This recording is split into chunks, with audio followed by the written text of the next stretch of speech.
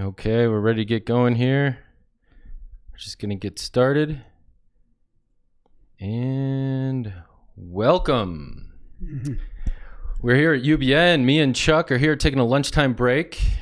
Hi, Chuck. Hey, Derek. So welcome. Hello. Thanks for joining us, everyone. Yeah. Hello to everyone.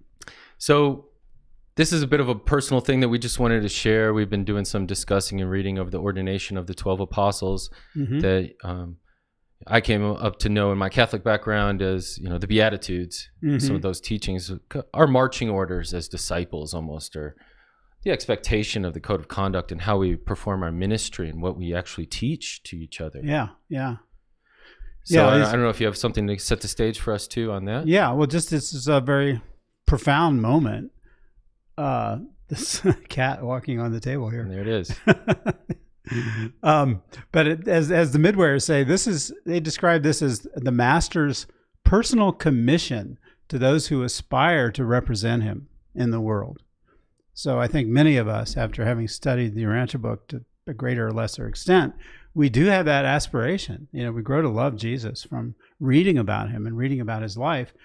And then the next sort of inevitable step that follows from sort of realizing who he was and this love that grows within us for him is we want to represent him in the world. We want to do that as best we can. So this is the moment when he made that plain to the apostles. This is like a real kind of formal, he made it formal with the apostles. Right. I mean, before this, they had been going around and he'd been instructing them and teaching them. But here, he really kind of makes it clear. This is a serious thing we're about here. Yeah. Not that it isn't lighthearted and joyful, but it's momentous. Maybe that's a better way of putting it. It is momentous. And I will say at a personal level, I mean, I felt led to, in the middle of the night, to read this in the Urantia Book. And then we kind of brought it up and we said, yeah, this is a good thing that we should be talking about.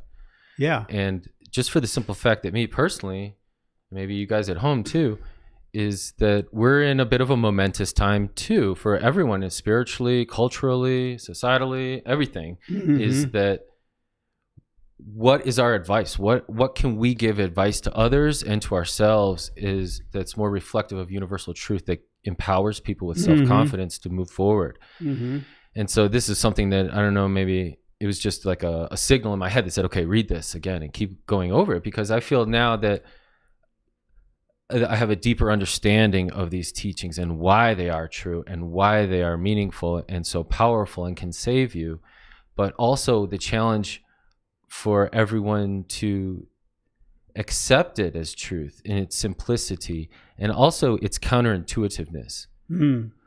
Like, blessed are the poor in spirit, or those who are persecuted for righteousness' sake, in this day and age, everybody wants to feel in their comfort area, their comfort zone where they're successful and winning. But as we look at Jesus's life, we see what winning is, and it's really based on work and ministry service. And so now he's showing us effective ministry techniques and lifestyle to take on first for yourself and then share. Right. That's kind of how I see it. Yeah, the idea of laying up your treasures in heaven. Right. You seek the higher, and everything else will be kind of found within that. He even talks about that to some extent. In a way, this kind of follows up on our last podcast about peace. Right. Last week we were talking about peace, and that comes up in one of these Beatitudes. And we know that Jesus was a man of peace, and we know this world needs, peace in order to prosper. Peace and prosperity really go together. But we were reminded last week that peace requires revelation. It doesn't come naturally to the, animal origin species of this world. Yeah. Even though we're human, we have the capacity to know God. We need this sort of revelation. So this is kind of what this is. It gives a very clear picture of how revelation can bring peace into our lives and help us to share that with others. Amen. Yeah. And also, sorry if I... maybe we're on the same level here. Is the revelation that happens in an individual, not only from being exposed to reading scripture, revelation, and Spirit of Truth's work, and then auto-revelation inside oneself. Right. But what that revelation does, too. Sure. And so God bless everyone who's out there living the teachings of Jesus. And, kudos to everyone who's out there sharing this revelation. Thank you for your work. And also we can live the revelation as well too. And I think that's what Jesus is kind of calling us to do here in these teachings. Yeah, absolutely. Yeah, we have the Spirit of God within us, and then we have the Spirit of Jesus with us. And the Mother Spirit. And the Mother Spirit upholding everything. Yeah. So we have this wonderful threefold ministry that we can become aware of and call upon and be comforted by and strengthened by. And engage with. Inspired by and all of that. Right. Well, great. That's a great start. Let's get into it a little bit. Maybe if you want to start that, maybe we go with the kind of the preliminary instruction that you had for the apostles. So if you want to bring up the first slide, the way this is organized in the paper, this is paper 140, there's kind of 3 stages to this ordination event on the up above the Sea of Galilee. There's what they call the preliminary instruction, which is kind of informal, where he has he talks to them about what's about to happen. Then there's the ordination prayer, which is brief but very touching and powerful. And then following that is the ordination sermon that includes the Beatitudes and other instructions. So we'll kind of just follow the text or follow the book in terms of that breakdown of the day. And they were up there all day. They came, well, let me just read this. So on the first slide, it says, just before noon, so they just started out around noon, on Sunday, January 12th, AD 27, Jesus called the apostles together for their ordination as public preachers of the gospel of the kingdom. 2 by 2, he gathered up the apostles, and when he had assembled all 12, he journeyed with them to the highlands north of Capernaum, where he proceeded to instruct them in preparation for their formal ordination. So this is a photo I took in 2018 in Israel, and it's the view that they very likely had. That's so cool. During this time. So you can see we're looking out over the Sea of Galilee at the north, this sort of the northern end of the Sea of Galilee. In this picture, Capernaum would kind of be down to the right. So they climbed up to some altitude where they had this wonderful, beautiful view. So we can sort of keep this in mind as we go forward. I mean, so many of the events that took place in Jesus' life happened in absolutely stunningly beautiful surroundings, and this is no exception. Yeah.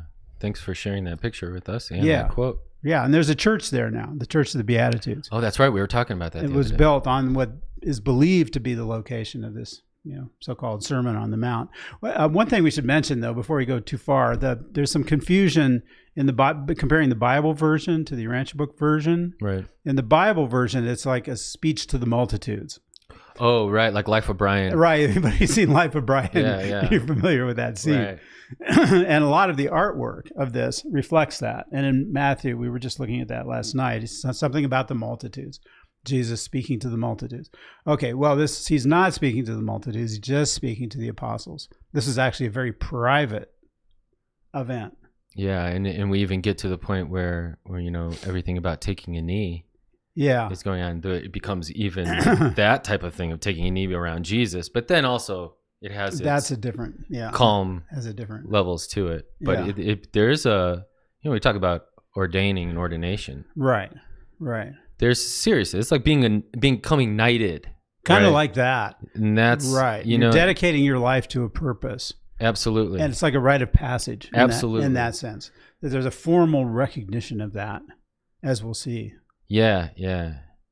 That's something that I've always felt, that like knightliness of the strength in it became stronger when it was becoming knighted by God. Right. The sword of mercy, the spear of truth, whatever it is. Ambassadors of the kingdom. Yeah. There's this higher calling. Absolutely. That you focus your whole life around, which became true for the apostles, certainly. Right. And it can for us. And it can be for us as well, to whatever extent works out, according to the Father's will, of course, always. Okay. So here they are. They get up there. Let's see. We could go to slide. Go to the next slide? Yeah, let's go to slide number 2. I'm just bringing up my cheat sheet here. Okay, so before the formal ordination, I'm just reading from the slide. Before the formal ordination service, Jesus spoke to the 12 as they were seated about him. So he's just giving some kind of informal introduction, preliminary instruction, is how the book refers to it. My brethren, this hour of the kingdom has come. I have brought you apart here with me to present you to the Father as ambassadors of the kingdom. So that presentation of the apostles to the Father, that comes up in the ordination prayer. But before we get to that, we could just maybe look at some of these high points from the preliminary instruction, if you'd like. Sure. I got a few here. Yeah. Any of these strike you as... Let's just read a couple of. Okay. From the top. Yeah, you want to start? Read a couple and I'll read a couple? Sure. Okay. So from preliminary instruction, 141:2. The new kingdom which my Father is about to set up in the hearts of his earth children is to be an everlasting dominion. There shall be no end of this rule of my Father in the hearts of those who desire to do his divine will. Now that it just like every word you have to like kind of stop and pay attention to what he's saying here, because these are all ideas that these apostles had probably never even heard before. This idea that we're talking about an everlasting dominion, no end of this rule of my Father in the hearts of those who desire to do his divine will. So we kind of discover as we attempt to do this ourselves, to do the divine will, right, that opens up like a cornucopia of possibilities that has an endless, everlasting quality about it. It's a path into the future that is unlimited in its potential. And of course, there's many places in the book that talk about that. But here he's like making that very clear. This is the beginning of something that is going to unfold through eternity. It's like, what? Yeah, a bit of a mustard seed. Yeah, exactly. Okay, so I'll read the next one. Yeah, sure. Oh, maybe I'm scrolling up too high for people. The power of this kingdom shall consist not in the strength of armies, nor in the might of riches, but rather in the glory of the divine Spirit that shall come to teach the minds and rule the hearts of the reborn citizens of this heavenly kingdom, the sons of God. Yeah, right. So, of course, we know that the apostles all had this Messiah concept in their minds. They were looking for someone to sit on the throne of David and smite all their enemies. And I think a lot of people still are, bro. Kick out the Romans and rule the world with the mighty hand of armies and riches. But he's making it clear here that that's not what this is about. And that's really what makes it so wonderful and so appealing. Yeah. So glory of the divine Spirit. I mean, what a phrase. The glory of the divine Spirit that lives within us. It's just like, wow, okay. Well, I just love this because not in strength of armies, nor in the might of riches, but rather in the glory of the divine Spirit. And I think that sounds good in theory. Everyone is like, wow, that sounds great. Yeah. But then quickly do they go back to the power and security of certain material things. And I'm not saying get rid of it all. Yeah. It's just, where does the real strength lie?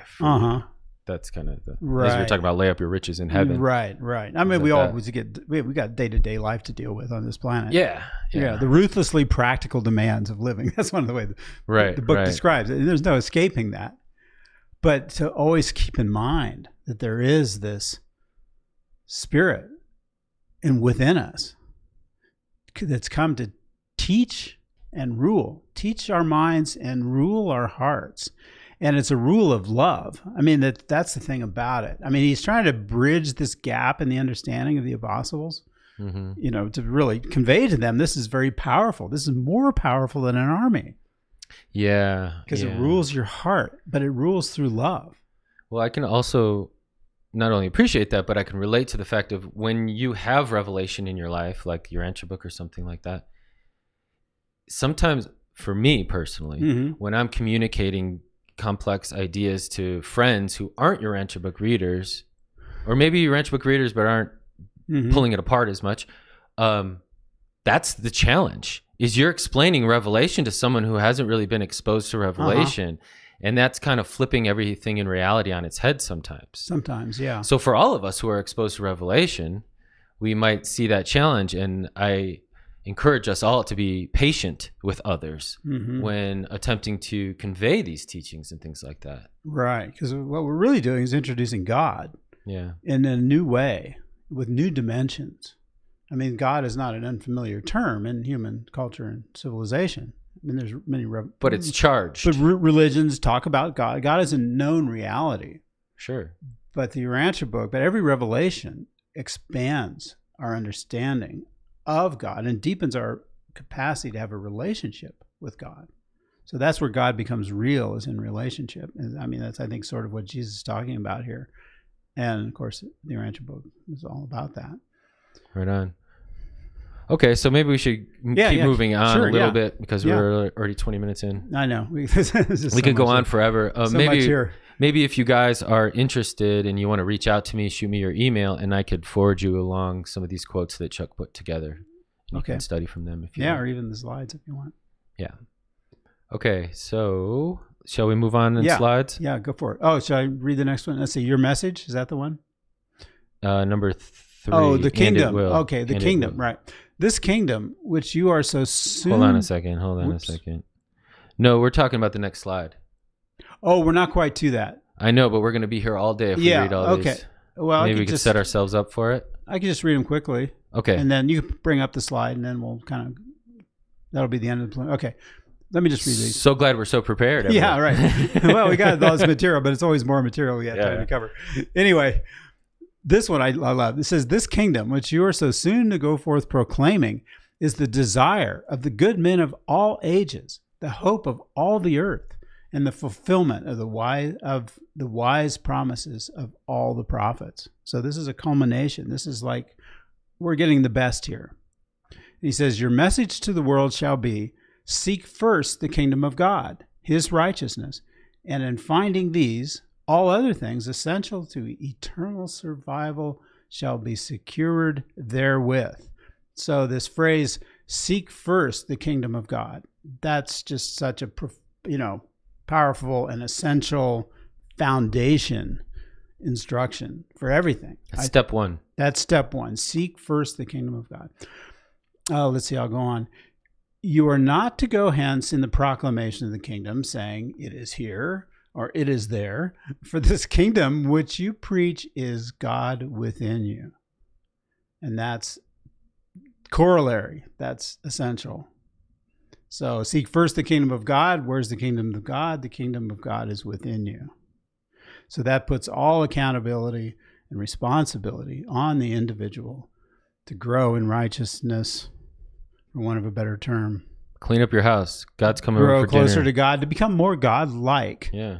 And once you come to know God, then you want nothing else because it's just so delightful. Okay. But when you are once truly received as citizens in the heavenly kingdom, you are no longer servants, but sons and daughters, of course, sons of the living God. So he's putting things on a family basis here. This is not like, okay, you're joining an army or you're called upon to sweat and worry and sit at the feet of some like angry monarch or something. He's not how he's putting it. He's saying that once you're truly received into this, what he refers to as the kingdom of God, you become the children of God, sons and daughters, and you thereby become entitled to the inheritance. Oh, that's a good point. That a good parent offers. Yeah. And this is the inheritance of spirit. So all way more than gold. All the spiritual riches that are waiting for us are made available by growing in our comprehension of these ideas. And so shall this kingdom progress in the world until it shall break down every barrier and bring all men to know my Father and believe in the saving truth which I have come to declare. And then this third slide is a beauty, I think. I don't know. That's my favorite picture of him. Yeah. Do you want to read that quote? On the slide? Yeah. And it will not be so much by the words you speak, as by the lives you live, that men will know you have been with me and have learned of the realities of the kingdom. Yeah. Yeah. To me, that's just so beautiful. I mean, it's like we become more like Jesus, and that's how people will know that we've been with him.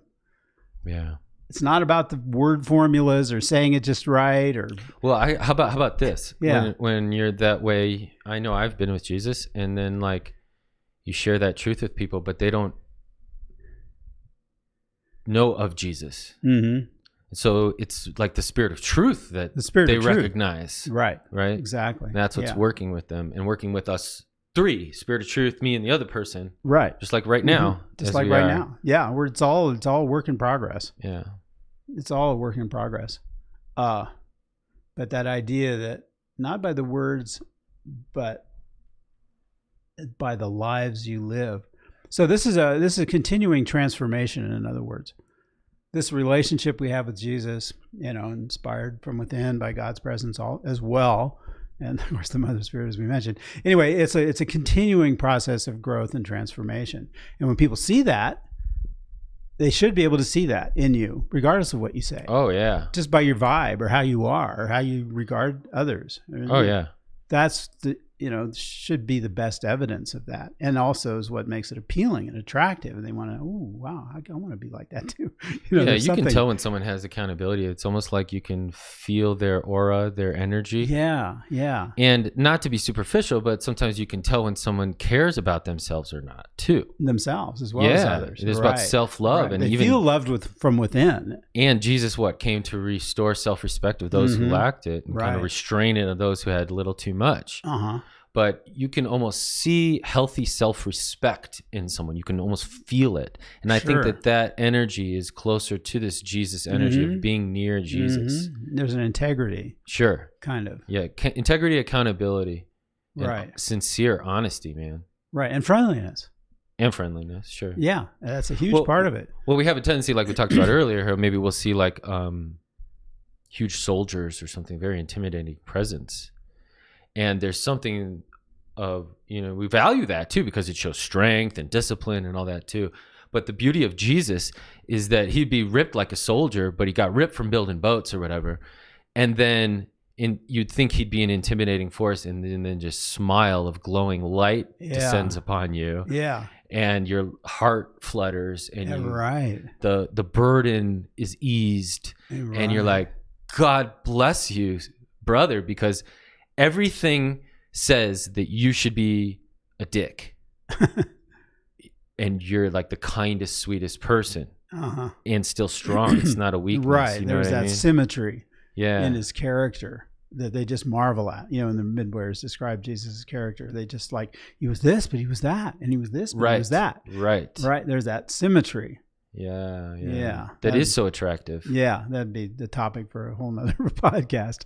The attractive symmetry of Jesus. I actually did a workshop about that. Did you really? In San Antonio. I called it The Attractive Personality Patterns of Jesus. Yeah, excellent. So excellent. Maybe one day we'll break that down. Yeah. Okay. So then what follows is this short prayer. Oh, yeah. Which I think is worth reading. Let me just say quickly that before he gave this prayer, he instructed the apostles. This is where they kneel about him in a circle. It says, Jesus now instructed the 12 mortals who had just listened to his declaration concerning the kingdom. These instructions we were just going over, to kneel in a circle about him. And then the master placed his hands upon the head of each apostle, beginning with Judas Iscariot and ending with Andrew. And then after he blessed them, then he said this prayer. So I'm sorry I didn't pull out that quote, but picture that. They're all kneeled about him. He puts his, probably two hands, on each, what do they say, on the head of each? Yeah, on the head of each apostle, sort of wordlessly, apparently. Just like this gesture, okay. Sort of like knighting, with the sword. It's very similar concept, very similar idea. Absolutely. Yeah. Okay. Do you want to read the prayer? Sure. Or do you want me to? I can. Go for it if you feel like it. Okay. The ordination prayer. My Father, I now bring to you these men, my messengers. From among our children on earth, I have chosen these 12 to go forth to represent me, as I came forth to represent you. Love them and be with them, as you have loved and been with me. And now, my Father, give these men wisdom, as I place all the affairs of the coming kingdom in their hands. And I would, if it is your will, tarry on earth a time to help them in their labors for the kingdom. And again, my Father, I thank you for these men, and I commit them to your keeping, while I go on to finish the work you have given me to do. So there's so much wrapped up in this, kind of the backstory, or I don't know quite if that's the right word for it, but who these guys were. I mean, these were very ordinary men. I mean, these were not like the pick of the litter from the academic institutions of the day. These are not the most powerful merchants or the most powerful, priests or philosophers. These are just ordinary guys. Yeah. And half of them picked the other half. Right. He only selected the first 6, and then he had them go out and pick whoever they wanted. Yeah. So this is an example of how he's really is literally putting this in the hands of the humans, the men of this earth. Yeah. And it's just like the risk involved. I mean, when you consider the significance of this bestowal, his bestowal, this is his 7th and final bestowal that's going to earn him the sovereignty of the local universe. And this is all getting recorded, and it's going to be played back for eternity on all the different spheres and within the local universe. I mean, this is historic events that people are going to be watching and replaying. And We'll watch again and replay. We'll watch and replay, not just on, here, but everywhere. Yeah. This is like, and it's all in the hands of these guys who are just normal dudes. Yeah. They've got all their strengths and weaknesses, as we learn about. Foibles. As the story goes on. But they grow, and mainly they grow in their love for Jesus, except for Judas, unfortunately. It's cool. He started with Judas. He started with Judas. And then ended with Andrew, and Andrew was the leader of the apostles. Right. Sort of the administrator. Yeah. So here he is thanking the Father for these men, that they're actually wanting to do this. That's the other thing. They're responding to him. They're excited to be doing this, and they don't even know what they're doing. They have no idea where he's taking them, really. They just know they like him a lot. Yeah, they trust him. They trust him. They love him. They trust him. They consider him to be their friend, their best friend in some ways. Yeah. That's cool that they all considered him to be their best friend. Right. And that's really what held it all together more than the teachings, they say. Yeah. Yeah. So then we're getting into the sermon here. Sure.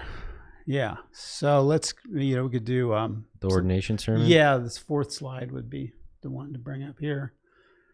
Okay. So after, they're all seating, after they're kneeling and he does the prayer, then each one comes up and embraces him. And I assume following that, they're seated about him again, probably in some sort of circle. So this painting in slide 4 is a nice sort of visualization of that, I think. And I'll just read you this quote, this part of it, where he says, I send you forth to proclaim liberty to this. So now he's just kind of talking to him. This is the sermon, so this has some formality. But these are all, of course, very important words. He says, I send you forth to proclaim liberty to the spiritual captives. Liberty to the spiritual captives. Think about if there's spiritual captives in this world today, Absolutely. Of course there are. Joy to those in the bondage of fear. How many people, fear, anxiety, grips people. And to heal the sick in accordance with the will of my Father in heaven. So there's healing, there's many instances of healing associated with his ministry. Oh, we could do a study on that one too. Yeah. And then he says, when you find my children in distress, speak encouragingly to them. And this is the setup for the Beatitudes. So the Beatitudes are examples of what he means by speaking encouragingly to the people you encounter in your life who are in fear, who are captives. Yeah, this is the good stuff here. This is what we made the good video stuff. about. Right. So that this is the we heart can of all it. be empowered on how to do some this good ministry. This is the heart of it. Yeah. Yeah. Right. So you want me to read some? Yeah, go for it. Do you want me to read the sermon? Or do you want me to just start going on with the Beatitudes? Well, the Beatitudes follow directly from speak encouragingly to them. And then that's where the Beatitudes fall in the sequence of the sermon. So he goes, when you find my children in distress, speak encouragingly to them, saying, happy are the poor in spirit, the humble, for theirs are the treasures of the kingdom of heaven. Lay up your treasures in heaven. Mm-hmm. Happy are they who hunger and thirst for righteousness, for they shall be there was filled. one more. Happy are poor in spirit? Oh, sorry. Oh, no, you just read that one. Sorry. Happy are they who hunger and thirst for righteousness, for they shall be filled. Happy are the meek, for they shall inherit the earth. And then we can go on to the other slide too, where there's more. Yeah, I made a slide for a couple of these, not all of them, but for a couple of them. Okay. So number 5. So this one is good. This is a pretty one. Happy are the pure in heart, for they shall see God. And that's a Rembrandt, by the way. That's a Rembrandt drawing. Yeah, I just found Chuck whipped out. Just last night I found that in a book of Rembrandt drawings. But I like a lot of this art because it conveys the idea that he's just talking to them. He's talking to them sort of man to man. Yeah. It's just like a personal communication.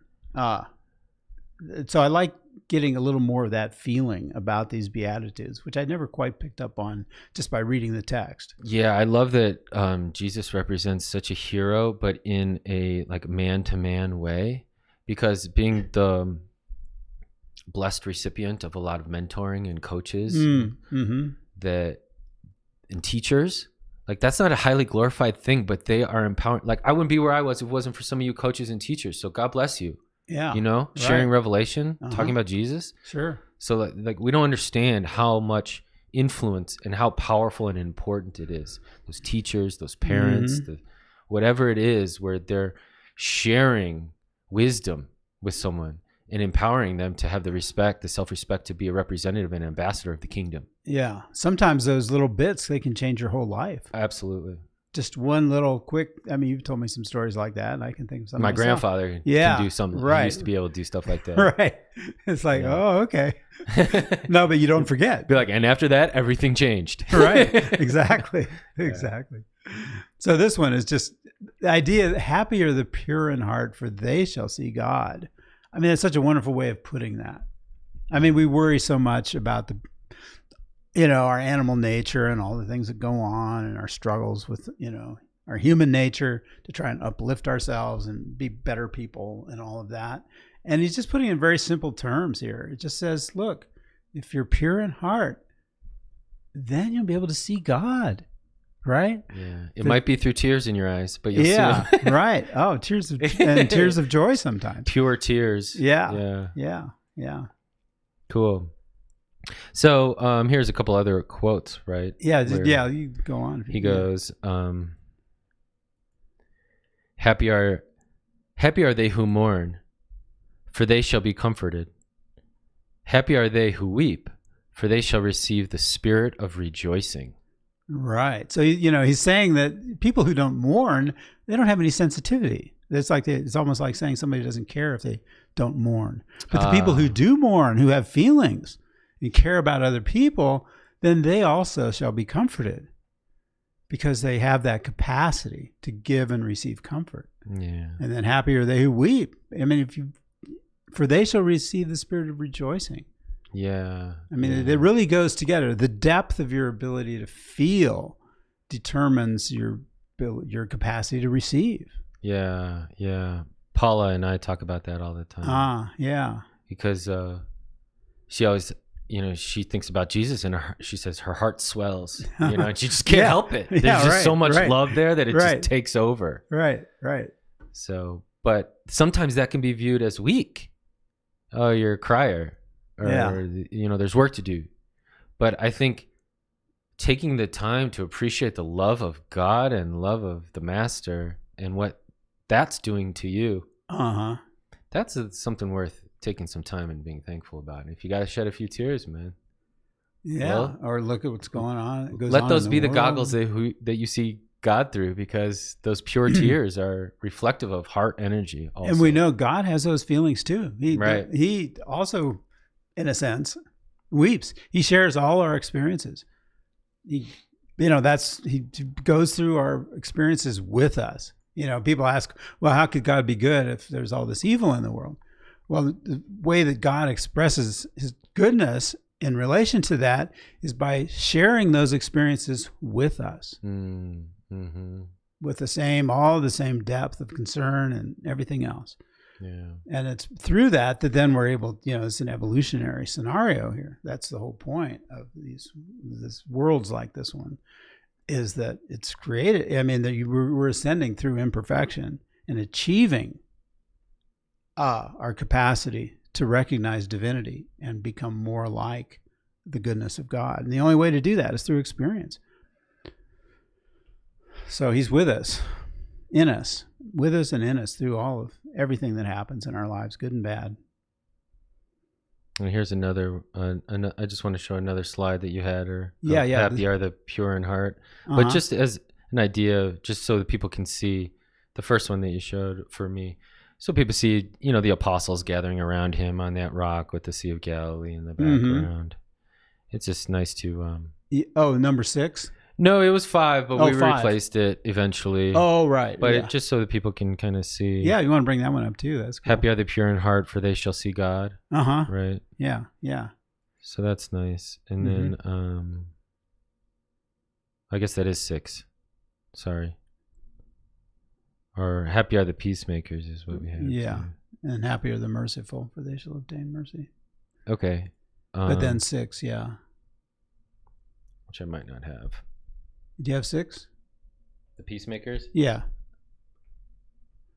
We'll find it. Hold on. Give me time. Okay. So anyway, happy are the merciful, for they shall obtain mercy. Mm-hmm. And something about that is, in this time, is particularly something that I think about, is this mercy in judgment, and how we might make judgment on each other just through quality of thinking or for some act. But we also got to understand that we are all our children in this whole thing, and we're working it out the best that we can also. And we dip in and out of material needs of acceptance and maybe egoic aggrandization of ourselves in trying to find a way to fit in. Yeah. And trying to find a way to contribute and to be valued for our contribution. And so I just ask all the brothers and sisters to just be merciful with one another as we work this out for ourselves and for each other. Yeah. Don't project our judgments of ourselves onto others. Yeah. Which is an easy thing to do. And then when we find ourselves, or when we find someone else going through something that maybe we've gone through in the past, to maintain that mercy, and maybe you can share wisdom then with some patience and giving guidance. Right. But part of the idea with this, that's stressed in other places, is separating the person from what the person is doing. And those often get mixed together. So the part of the message here is that you always love the other person. You may not like what they're doing, but you always bring love and mercy to the person, and then address maybe what they're doing. And if it's actually something destructive or illegal, then it's like a societal responsibility to rein that in. But to always have an attitude of love toward the person is the challenge here with these teachings. But I love that separation is made, because that's often missed. I mean, if somebody doesn't like what somebody's doing, then they often just hate the person. Right. That's what I'm talking about. Is that we can't have that. We got to be able to have mercy and compassion for each other's growth. Right. And if you want mercy for yourself, you should, if you're expecting it for yourself, you should be willing to offer it to others. So that's kind of what's going on there. Yeah. Sorry. Just bear with me as I grab this slide. And I've got it. All right. I think I do. Happy are the peacemakers? Yep. Puya. Okay. Yeah. Happy are the peacemakers, for they shall be called the sons of God. Right. Right. And the that scene is a little bit, I like that painting because it shows that they're up. You can almost see the Sea of Galilee down below. Not quite, but That's kind of the idea, that they're up on this mountainside, hillside. But also, the other thing I like about this painting is this gesture, the way he appears. Let's like I'm just telling you this because it's true, right? Happy are the peacemakers, for they shall be called the sons of God. If are you a person that makes peace in your life and creates peace around you, and that's part of your mission in life, then the divine quality of that will be recognized. And I think one thing that's really important is being a peacemaker means you make peace. It doesn't mean you intellectually impose peace onto somebody. You know what I mean? It's like, why aren't you being peaceful? Yeah, right. Yeah. These teachings told me to be peaceful. I'm going to smack the peace into you, son. Right. So being peaceful. And Jesus says, my peace I leave you. Yeah, right. And what does he do when he comes in the room? Peace be upon you. Peace be upon you. And I leave you in peace. Let not your heart be troubled. Yeah, it's just peace all around. But I will say, for me personally, my development with peace has also been a struggle. It's never just easy. And it's like how we had that first live chat that we did last Monday. We talked about peace on 606. It's not easy. Right. Yeah. The truth can be vicious to you dependent on how far off base you are. Mm-hmm. We're not born in light and life, so we're going to be pretty far off base when we get exposed to revelation. Yeah. Right. Well, being on a planet like this that is so troubled for so many reasons, not the least of which is the fact the rebellion took place, in the past of this world, and is still sort of carrying on even to this day. That the good thing about that is that it challenges us to have the spiritual power to overcome negative influences, because it becomes this feeling of urgency or importance about it. That wow, I can play an important role here. I can make something better out of what is. Yes, by resourcing my inner spiritual capacities. And I will say that this leads me to the fact for everyone has the desire to contribute, but kind of like what we talked about, that there's a quality of contribution that necessitates action and creative action. Right. And in order to do that, you have to go beyond just the intellectual assent, because it's very easy to just say something and then you've kind of satiated that drive, or to just post something on Facebook or whatever it is. But they will know you by the life you lead, you live and lead, right? Not by what you post on Facebook, not by what clothes you wear. He didn't say you'll know them by their shoes either. And so there's a quality of character that comes with that the spiritual fruits are pretty abundant. And it permeates everything you do. Sure. It's brought in. There's a grace that's brought into everything. It unifies and uplifts. There's an integrity in that. Yeah. And a predictability. So people know that when they run into you or talk to you, they're going to get a nice hit of something positive. Yeah, they'll keep coming back to you. My favorite is when someone is used to not being with, or they're not used to being vulnerable around someone and not catching a lot of flack for it. So then when they're vulnerable around me and they say something maybe they don't feel that comfortable with, or their shortcoming, and I've got a funny antidote to go with it, or fully accepting about it. Yeah, right. I mean, that allows all that pressure to be relieved. Right. And it's oh man, I can be cool with this guy. Yeah, humor really helps too. Humor and friendliness. Yeah. Or magic. And going first. Just being I don't know, I've lived enough time where I can tell when someone's about ready to say something, but they're uncomfortable. And so I can just say, I remember one time I did this and this, and boy, did I feel like a fool. But then I learned blah, blah, blah, blah, blah. And then they're like, sweet. Now it's just what I was. Right. Yeah. Well, that's where wisdom and compassion develop over time through experience. And that's peacemaking too. Yeah. Because that wisdom and compassion, we look at the way Jesus disarmed so many situations. I just think about that one woman getting abused by her husband in public, and he just kind of came up and just kind of tapped him on the shoulder and said, "Hey, let me talk to you." Yeah, right. He didn't smack him up or something. Right. And how many people in this society would just kind of come in with the sidekick flying or whatever it is. Right. And that's why it's difficult to really see the value of these teachings here, Uh-huh. what we call the Beatitudes or whatever, because it's not like, blessed are those who come in and kick serious ass, for they will have the trophies. Yeah, right. Blessed are those who cheat and lie and make a lot of money over somebody during their hardships and doubles the price for them, for they will have a plaque in their honor or something like. You know what I mean? Right. That's not how it works. Right. That's not what it's saying. Yeah. These are about relationships that are going to endure into eternity. Yeah. The people we meet in this life, the people we interact with in this life, we're setting the foundation for positive growth and development of all those relationships going forward. And here's another good one that goes with that. Yeah. Is happy are you when men shall revile you and persecute you, and shall say all manner of evil against you falsely. Rejoice and be exceedingly glad, for great is your reward in heaven. That's a Powerful hard one to remember sometimes. It's a very hard one to remember. But that is very comforting, particularly if you're someone who likes to speak truth mm-hmm. in situations where it might be uncomfortable to do that. Yeah. Well, I think I'm just going to read a few of these here. Yeah. And just go down the line here. Mm-hmm. My brethren, as I send you forth, you are the salt of the earth, salt with a saving savor. You are the light of the world. Let your light so shine before men that they may see your good works and be led to glorify your Father who is in heaven. That's pretty powerful. That's an important one. Mm-hmm. And the last one in this one.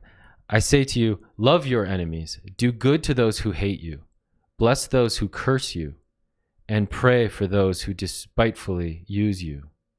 And whatsoever you believe that I would do to men, do you also to them. Right.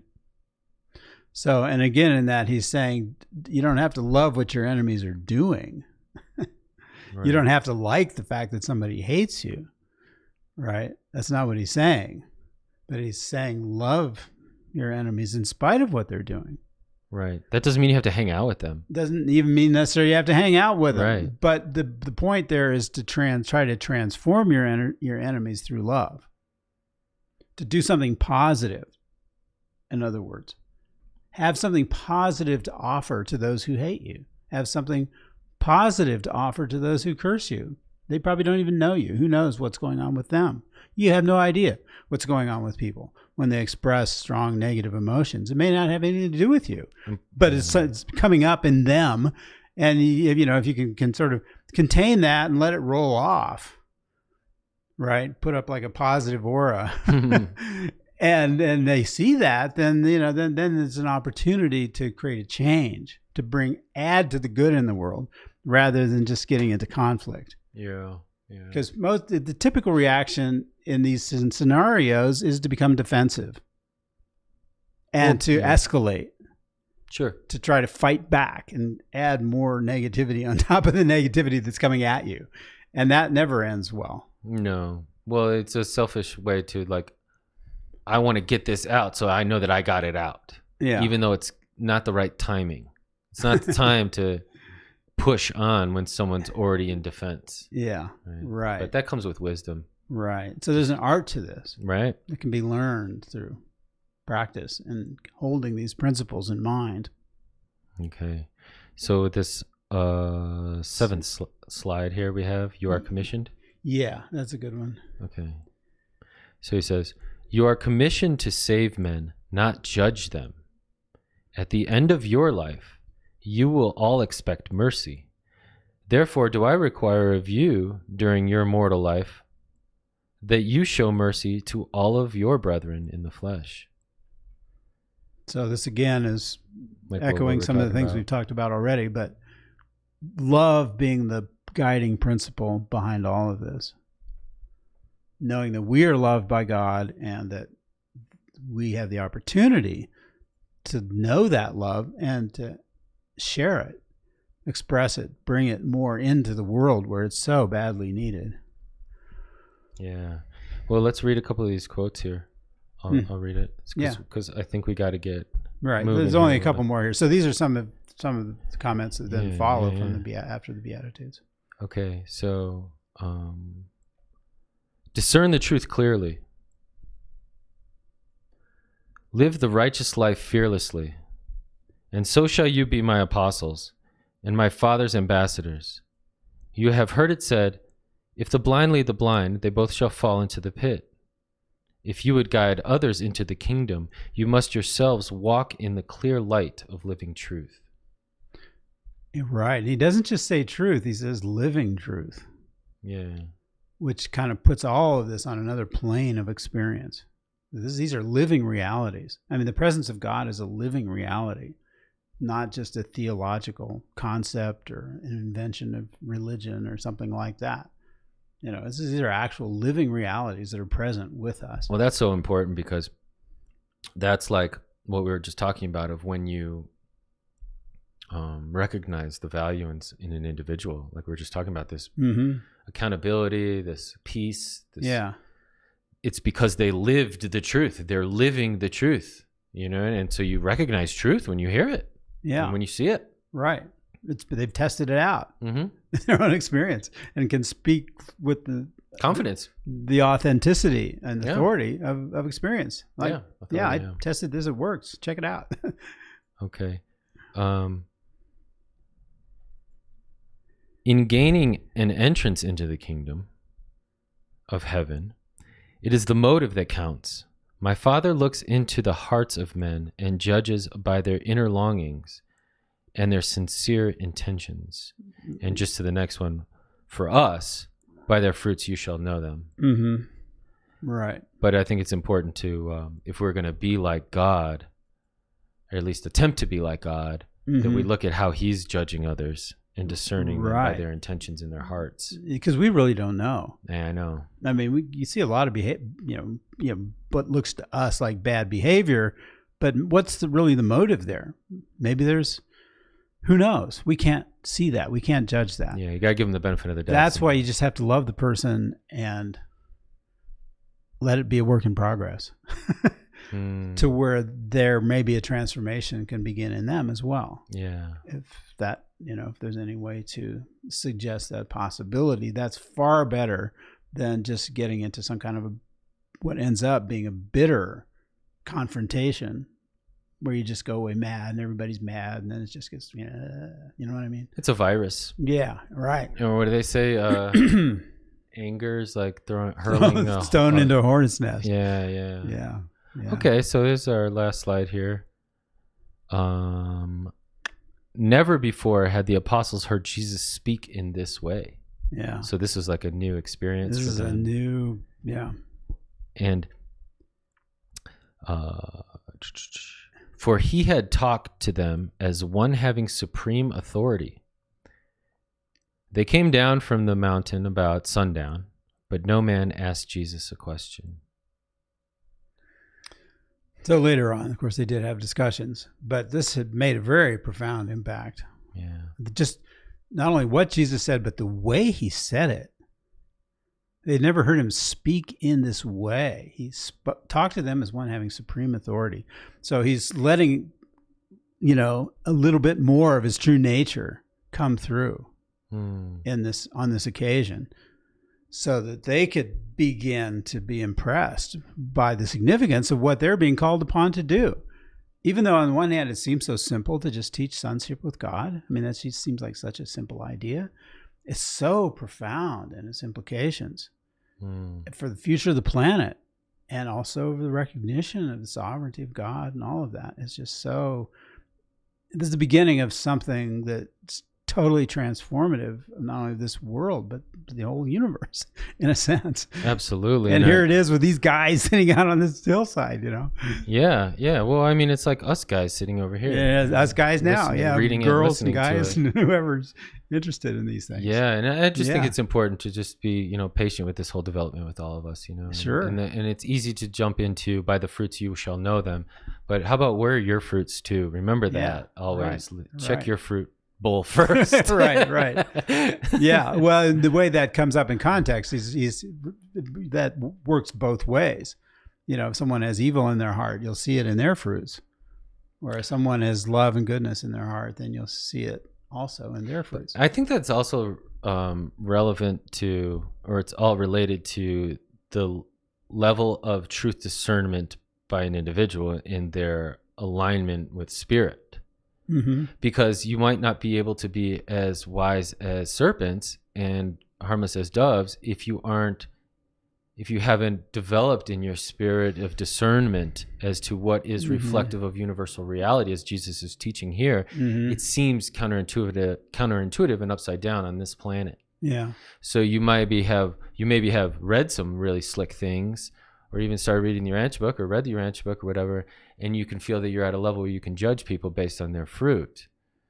But we need to get into the long game, I feel like, personally, and what it means to invest in the long game. Here you have the creator of the universe investing in very simple men. And knowing that I'm not going to be around here for a long time, but this is it. I'm going to invest for hundreds of years, thousands of years down the road with this. Yeah. And coincidentally, there was also all these celestials kind of watching the Right. master of the universe give this to the men. They mentioned that and as they're well. like, Yeah. or whatever it was. Oh, Right. man. Well, Yeah. who knows what it was? I'm just joking. Yeah. No. But for my own personal development, I've found that don't underestimate the power of spirit while you're not looking. It's one thing about people when they're alone and they think nobody's looking, what happens and what they can do or what they can get away with. Yeah. And that's on your own accountability. But I would say, don't be surprised and don't underestimate what spirit does while you're not looking for everyone else and for you. It's like while you're sleeping and the grass is growing type of thing. And so that's where you want to have your confidence in and your faith in and lead towards that. And continue your own investment in that. And that's like being with God, talking to God, what prayer, worship, however you want to, whatever terms you want to use for that relationship, but that we can have this growing association of companionship with deity and the fruits that follow from that. We want to be more like that. It's like we want to entrain, or, it's like you meet somebody and you really admire them and you hang out with them. You want to be more like them. Absolutely. And it's the same way with God. It's the same way with Jesus. And like the Spirit of Truth makes that possible, literally. Well, I'm getting a good example or a good lesson in this, because I know you guys who are fans of the Spirit of Truth know that I'm a huge fan of Bruce Lee and always have been. I mean, I trained martial arts, Jeet Kune Do, for a long time, and his philosophy is really what surpassed him beyond all other martial artists. But now a lot of people are reading or watching. The ESPN came out with a documentary on Bruce Lee just a couple days ago, and people are now discovering new of his values. Oh, interesting. And I feel like the Urantia Book has done that for Jesus, for me. Right. Like, yeah, I already knew about him. I grew up Roman Catholic or whatever, but not the character and the philosophy that made me look up to him as a master and a teacher and a mentor and a brother. Same with Bruce. When I found out Bruce's philosophy, it was very similar to Jesus's philosophy. And I was like, yes, this works. Yeah. But it takes a deeper research, a deeper understanding of vulnerability, a trust to dig. Because if you're just going on a superficial representation of what these individuals have contributed, then we live in a materialistic society and it might be kind of corporatized. Yeah. So if you only looked at Bruce Lee's movies or you only watched movies about Jesus, you're not getting the real goods from that. Right. Well, that's where the midwares have given us such a tremendous gift. Yeah. With the life and teachings of Jesus in the Urantia Book. Because it really does enable us to get to know him in a new way, a whole new way, and appreciate his nature and how he was. It's just like, wow. And just one other thought about the fact that these were ordinary men. I mean, I think the reason he did that is to demonstrate that all of us, we're all ordinary on some level. In other words, that these things that seem so high and so profound are not out of reach.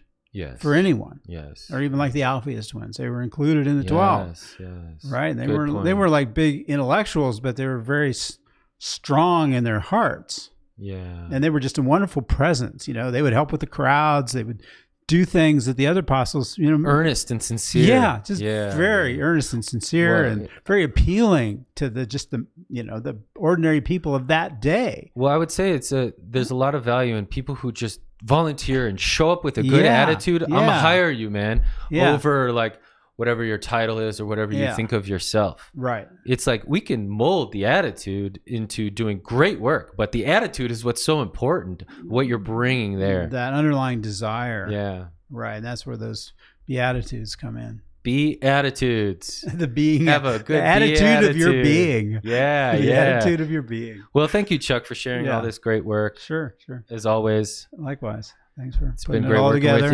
you. Yeah.